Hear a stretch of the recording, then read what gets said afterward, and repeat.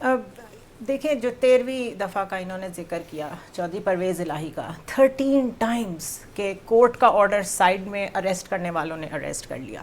سب سے بڑا چیلنج تو یہی ہوگا کہ ریسٹور دا آرڈر, کوئی سینٹی, کوئی سسٹم میں رائٹس کا کانسیپٹ, اور یہ جو کہہ رہے ہیں کہ ایک پرسیپشن چلا گیا ہوا ہے اس کو ڈی ریل کرنا, اس کو واپس جگہ پہ لے کے آنا.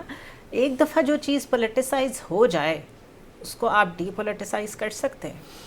دیکھیں بات یہ کہ ہم ماضی میں سنتے تھے کہ ظالم و قاضی آ رہا ہے, اب قاضی آ نہیں رہا, قاضی آ گیا ہے. دوسری چیز یہ کہ ہمیں یہ تھا کہ جب وہ آئیں گے تو ایک نئی تاریخ رقم کریں گے, اور انہوں نے کر دی.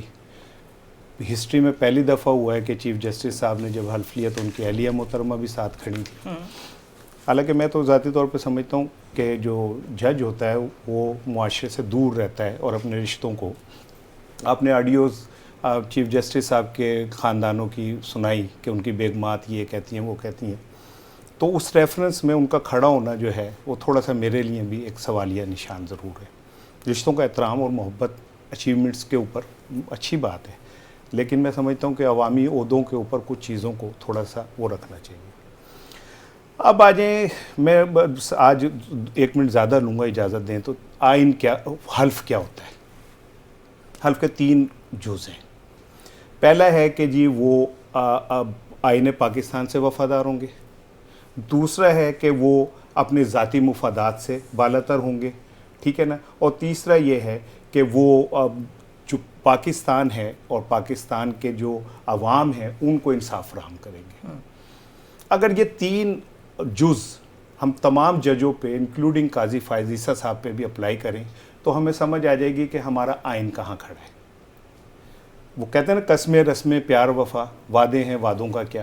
جب ہم 24 کروڑ لوگوں کے سامنے ایک حلف اٹھاتے ہیں کہ ہم آئین کی پاسداری کریں گے, ہم ذاتی مفادات سے بالاتر ہوں گے, اور پھر بعد میں جو ابھی ملک ڈارلنگ کہہ رہا تھا کہ بھئی پتہ چلتا ہے کہ تقسیم ہو گئی, ججز برادرز جو ہیں ان میں آپس میں تقسیم ہو گئی, تو پھر آئین کہاں گیا؟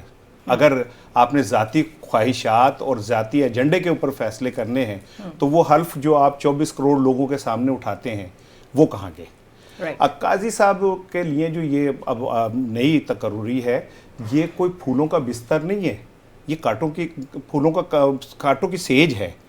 اس کی وجہ کیا ہے کہ یہ تو بالکل ٹھیک ہے کہ بندیال صاحب کی وجہ سے تفریق پیدا ہوئی, اور اب یہ بھی ٹھیک ہے کہ وہ تفریق بندیال صاحب کے جانے کے بعد جو باقی ججز ہیں ان میں تو ختم نہیں ہوئی, وہ تو وہیں ہیں.